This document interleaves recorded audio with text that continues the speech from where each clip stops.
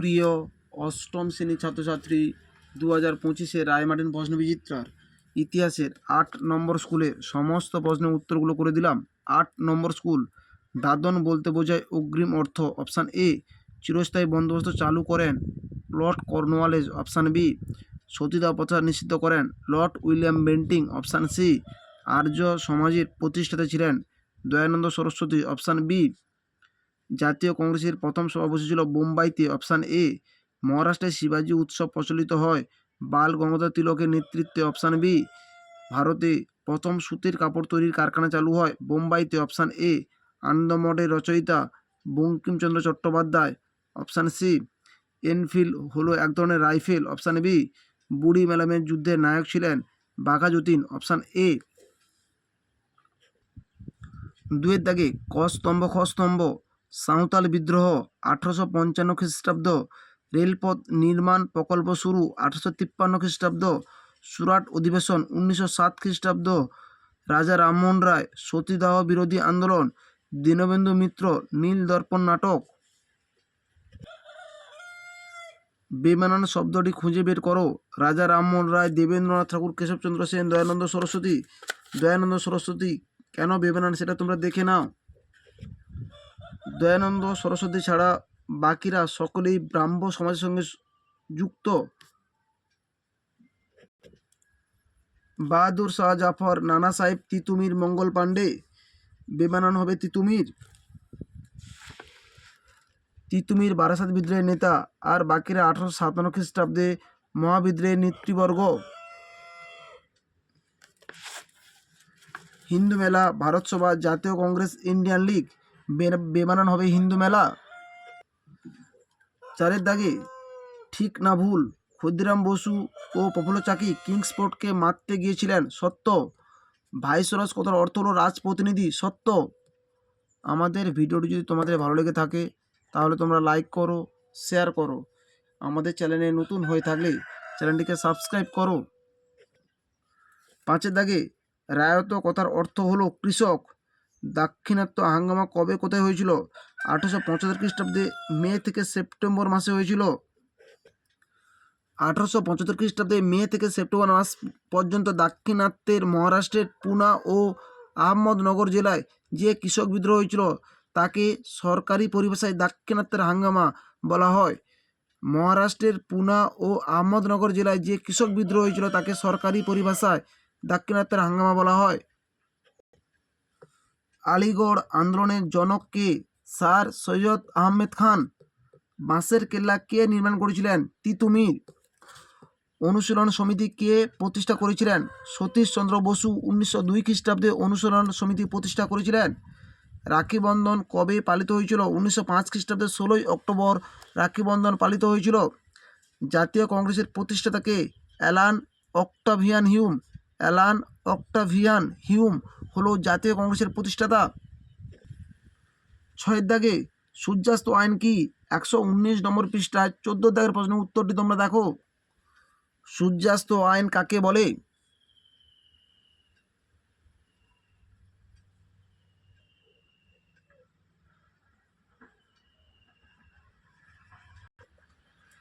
সম্পদের বহির্গমন বলতে কি বোঝো? 115 নম্বর পৃষ্ঠায় 31 দাগের প্রশ্নের উত্তরটিও তোমরা লিখতে পারো। 128 নম্বর পৃষ্ঠায় 66 দাগের প্রশ্নের উত্তরটিও তোমরা লিখতে পারো। সম্পদের বহির্গমন কাকে বলে?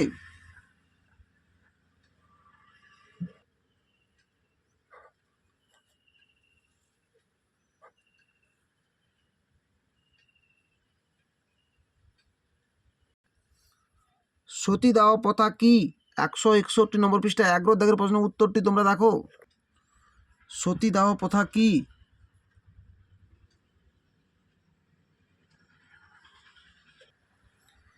নব্যবঙ্গ বা ইয়ং বেঙ্গল গোষ্ঠী কাদের বলা হয়?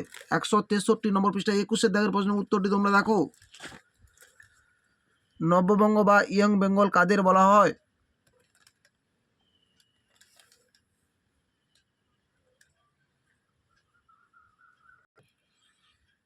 3 আইন বলতে কি বোঝো? এই প্রশ্নের উত্তরটি তোমরা দেখো। 3 আইন কি? এই প্রশ্নের উত্তরটি তোমাদের লিখতে হবে।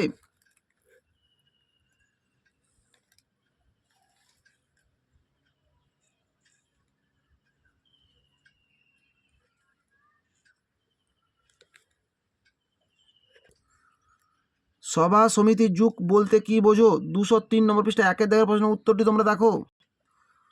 সভা সমিতির যুগ কাকে বলে? তোমরা অবশ্যই পাঠ্যপুস্তক বইটি খুব ভালো করে পড়বে।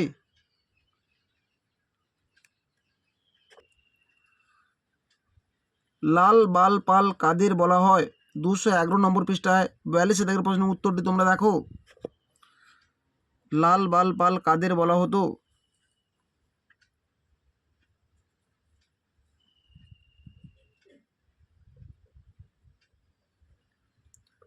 বাগিচা শিল্প কি? 123 নম্বর পৃষ্ঠা 36 দাগের প্রশ্নের উত্তরটি তোমরা দেখো। বাগিচা শিল্প বলতে কি বোঝো?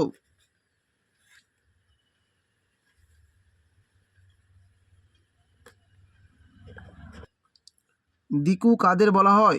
এই প্রশ্নের উত্তরটি তোমরা দেখো। সাঁওতালরা হলো কঠোর পরিশ্রমী, শান্তিপ্রিয় এক কৃষিজীবী আদিবাসী।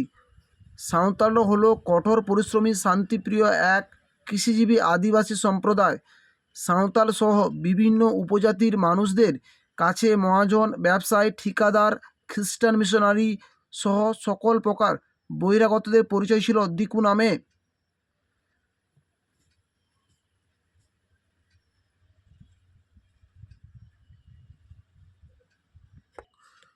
সাথে দাগে বিধবা বিবাহ প্রচলন সম্পর্কে সংক্ষিপ্ত বর্ণনা দাও।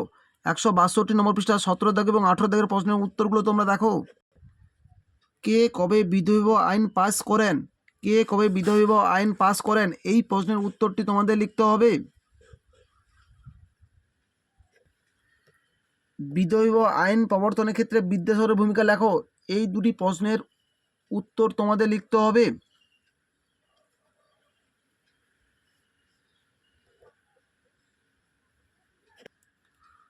নরমপন্থী ও চরমপন্থী দলের বিরোধিতার কারণ কি ছিল?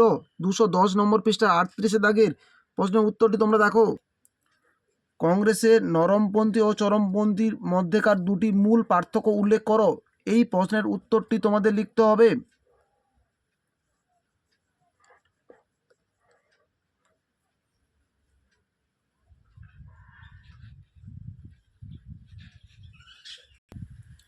আটের দাগে চিরস্থায়ী বন্দোবস্তের সুফল ও কুফলগুলি কি কি? 118 নম্বর পৃষ্ঠা 11 দাগে এবং 12 দাগের প্রশ্নের উত্তরটি তোমরা দেখো। চিরস্থায়ী বন্দোবস্তের সুফলগুলি কি কি? চিরস্থায়ী বন্দোবস্তের কুফলগুলি কি কি? এই দুটি প্রশ্নের উত্তর তোমাদের লিখতে হবে।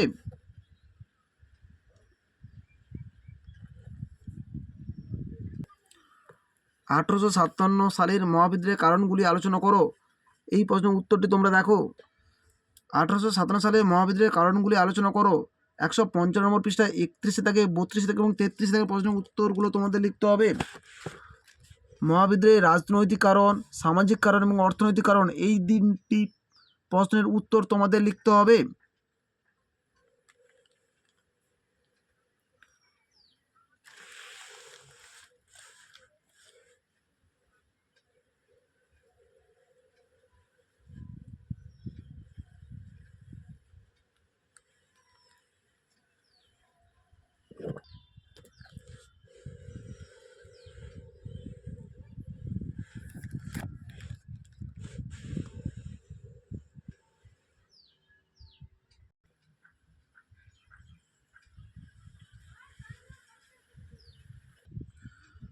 বঙ্গভঙ্গের কারণ লেখো।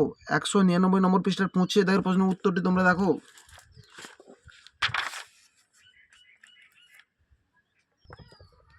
লর্ড কার্জন কেন বাংলা ভাগ করেছিলেন? এই প্রশ্নের উত্তরটি তোমাদের লিখতে হবে।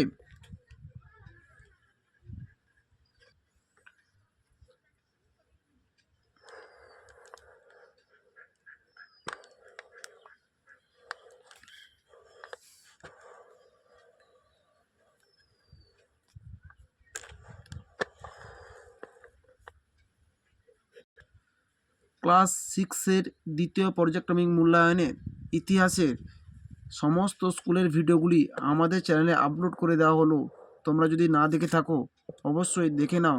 আর আমাদের চ্যানেলে নতুন হয়ে থাকলে চ্যানেলটিকে সাবস্ক্রাইব করে পাশে থাকা বেল আইকনটিকে প্রেস করে রাখো, আমাদের ভিডিওগুলি আপলোড হওয়ার সাথে সাথে সবার আগে নোটিফিকেশনগুলি তোমাদের কাছে পৌঁছে যাবে।